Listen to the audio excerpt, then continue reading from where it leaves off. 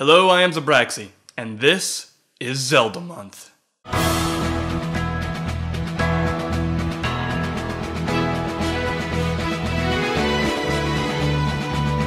know, my last top 10 was about Zelda stuff too. It was about the music and how it moves me from cheers to tears. Today though, we're going to talk about the dungeons, because we all know the dungeons are truly the backbone of the series. You know, and I can't help it, when I just play a good Zelda dungeon, I just want to dance uncontrollably.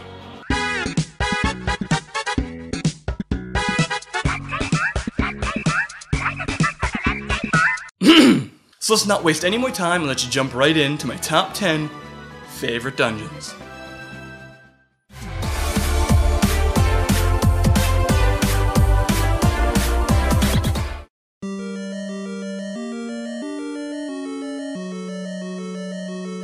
Yep, I'm pretty sure no one saw this one coming. I can't really say a particular dungeon sticks out to me, but basically pick any of the first 8, and the experience is just as epic. Except Death Mountain, which is hell incarnate. But the dungeons overall in this game are a blast to play through. And that music, oh, it's just so good.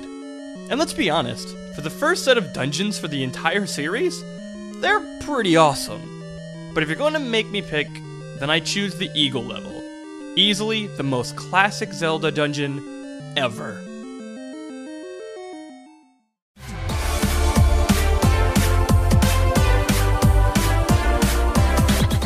The Wind Temple from Wind Waker earned its spot on this list purely because of its atmosphere and musical score. To be honest, when I think of the temple, all I remember is flying around on my Deku Leaf to this theme. And that's okay. There isn't anything particularly huge about the dungeon, or anything all that spectacular, but perhaps that's its strength. The Wind Temple's presence, ironically, is amplified because of its subtlety and design. This temple is just so calming. I wonder if the boss of this dungeon capitalizes on these traits as well.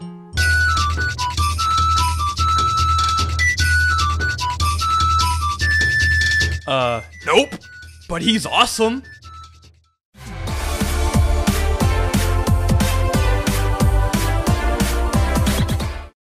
This is the only dungeon from a handheld game that made it on this list, but it did so solely because of its theming. Mermaid's Cave from Oracle of Ages completely capitalizes on the concepts of time travel and, well, the ages. This dungeons,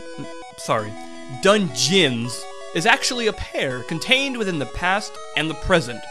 Oh, and that music, it's way too sinister for its own good. I mean, seriously, the Oracle games were pretty lighthearted, but this is almost frightening. Perhaps that's why it sticks out to me so much.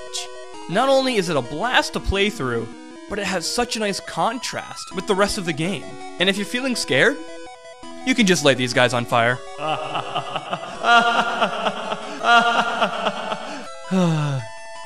They're dying.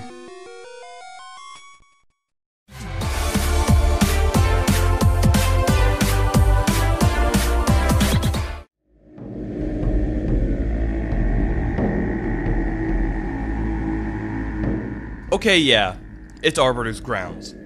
How could this one not make the cut? The music, the puzzles, its boss, the true purpose this place serves. There's not much I feel I need to say because I'm pretty sure no one will argue with me on this one. Oh, and its boss. I mean, even the spinner you get is just way too much fun from this place. It's a piece of equipment that serves very little practical purpose, but is just a complete joy to play around with. Oh, and did I mention? Its boss.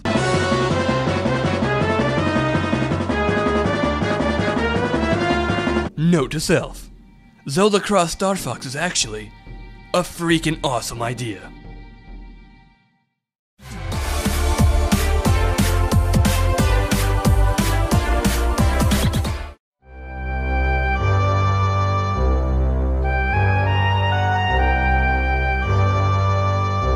Best last dungeon ever? Did Einstein invent space? Thought so. There is one word alone that can nail this dungeon to the wall of awesome things, and that word is progression. Starting in the humble marketplace, moving your way into and through the courtyards, trying to find a way into the castle, finally being able to enter Hyrule Castle and working through its beautifully decorated halls that had become plagued by evil creatures. and slowly but surely pushing yourself to get to the fated throne room. Heck, even the music actually moves from the Hyrule Castle theme into the Ganondorf theme in the same track. How cool is that? Well, it's cool enough to make it on this list.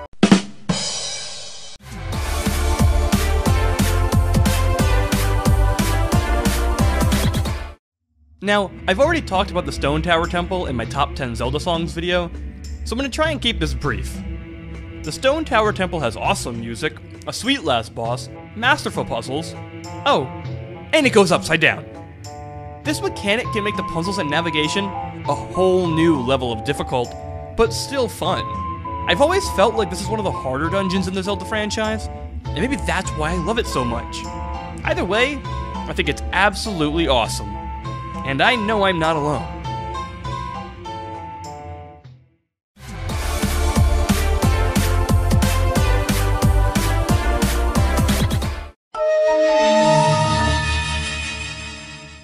Holy crap! Something from Skyward Sword is on the list?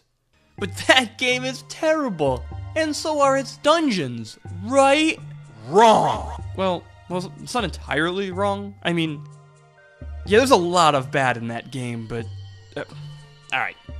Let me restart. Welcome, ladies and gentlemen, to the one and only Sand Ship.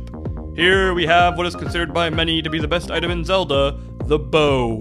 Along with a really cool idea for a mini-boss, some of the best puzzles in the entire series, and one of the worst end-of-dungeon bosses ever. I mean, seriously, what was Nintendo thinking? A cartoon Medusa Kraken? That was your best idea? But seriously, this dungeon is astounding. Easily the best Skyward Sword has to offer.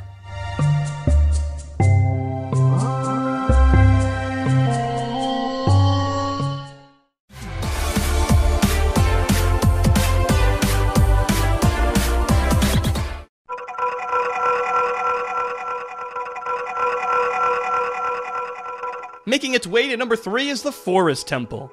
Now, let me make this clear. I kick myself every day for not having this dungeon's theme on my top 10 Zelda songs list. I mean, what was I thinking? Have you heard this song? It's so good! But seriously, the track to this dungeon is one of the few, similar to the Stone Tower Temple, that truly enhances and emphasizes the emotion the game has already put you in. Something few tracks can ever master. However, what I love most about this dungeon can be summed up by the following 2 things. 1. It brings you back to a place of refuge. It was a safe haven that has since been swept by evil, and even your childhood friend is no longer present. And 2, it's the dungeon's layout. It almost feels like an overworld of sorts. It splits off into all the paths you need to take, and every way you travel, you always return back to the center. And the fact that the boss's room is actually right below you was pretty cool. Here's something interesting also about the Forest Temple that I think needs to be brought up. It's the only temple in the game without a quote-unquote guardian. The other 4 temples have a statue representing what is presumably to be its guardian or physical representation, but the Forest Temple lacks this. Is it perhaps because it's not a temple at all? I mean, its layout almost seems more like a rundown house. A mansion, perhaps? Maybe the 4 Poe Sisters are what's left of its owners. I'm not sure, but there are a lot of things that are weird and interesting about this dungeon.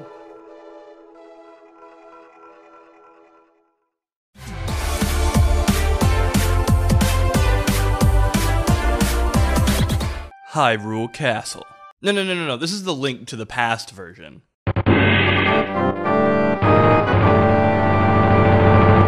Yep. The first thing you even do in this game is one of my all-time favorite dungeons. The entire intro for this game is so good, in fact, there's actually going to be a Divine Design on it for Zelda Month. Because of this, though, I'm going to try and say as little as necessary. This dungeon does such a good job of introducing players into the game and its mechanics that even Mega Man X would blush and be all like, "Girl, you got a nice set of dungeons there." I mean, even the fact that you actually saved the princess right off the bat is pretty awesome. I said it before, and I will say it again. The Hyrule Castle dungeon in A Link to the Past, I feel, is the best dungeon in all of Zelda. but it's not quite my favorite.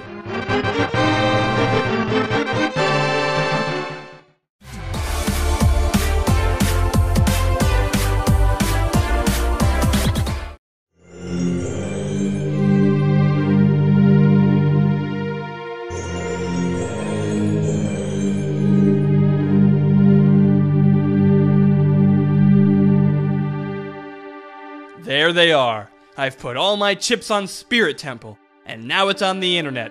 I'm gonna do my absolute best not to just gush about this dungeon because honestly, there wasn't even any remote competition for this entry. I hear a lot of people truly have a hard time putting something at the #1 spot in place of other things. But for this list, it was the first thing I wrote down. Bringing back the whole past and present idea I love so much from Mermaid's Cave, the Spirit Temple did it first, and has since done it best. While Sandship has some cool time puzzles, the puzzles and their context are confined to the dungeon itself, and are irrelevant to the rest of the game. But the Spirit Temple progresses the game and its narrative through the theme of time, which is the entire concept of Ocarina of Time to begin with. The puzzles here are masterful, and arguably some of the best the series has ever seen. Also, this dungeon gives you 2 pieces of equipment. That's right, 2! That makes it better than the rest by default. Suck on that, rest of the Zelda dungeons. Spirit Temple loves me twice as much. Something I actually also only noticed after making this list is that I apparently love desert themes. Like, think about it. I have the Arbiter's Grounds, the Stone Tower Temple, the Sand Ship, and now the Spirit Temple on this list. All of which have lots of sand in them. 2 of which even have time puzzles, and the other 2 use light as a major mechanic. Oh, and did I mention that you can hookshot to this chick's nipples?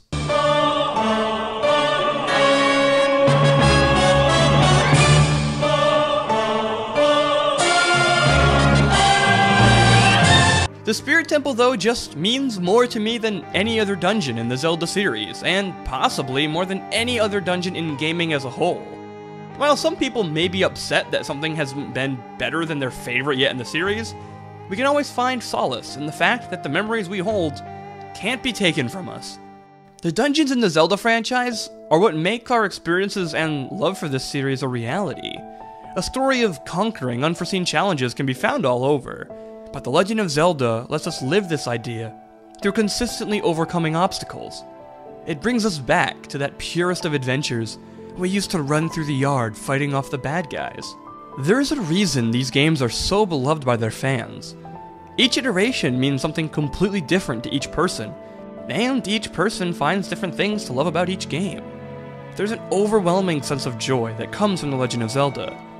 Maybe it's because Miyamoto's inspiration for the game was his own childhood adventures, to bring him and all of us back to a perfect fantasy, where hard work, kindness, and love can accomplish anything we desire. These games fulfill our human urge to protect what we love, and to conquer what may seem impossible. It isn't simply about saving a princess who, quite honestly, doesn't need our help. It's about coming together with the courage and wisdom to repel the power of evil, to establish peace, and to ensure that the purest of ideals are always present in the land of Hyrule. Hey, thanks a bunch for watching my video. If you like what you saw, don't forget to check out my other videos on my channel. They kinda don't suck that bad, I think. Also, don't forget to hit that little thumbs up button underneath. It keeps me happy.